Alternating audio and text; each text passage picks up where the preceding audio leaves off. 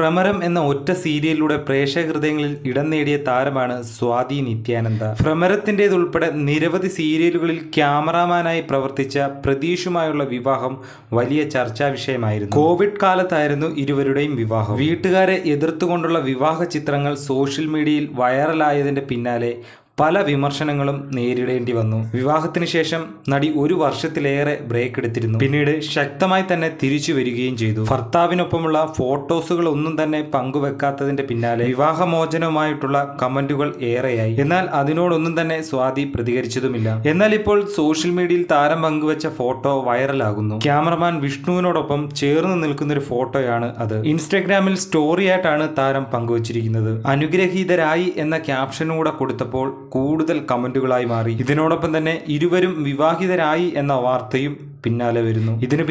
ഇതിന് വിശദീകരണവുമായി സ്വാതി രംഗത്ത് വരികയും ചെയ്തു. ഇത് എന്റെ വിവാഹ ചിത്രമല്ല, എന്തെങ്കിലും അപ്ഡേറ്റ് ഉണ്ടെങ്കിൽ ഞാൻ നിങ്ങളെ അറിയിക്കാം എന്നായിരുന്നു താരം പറഞ്ഞത്.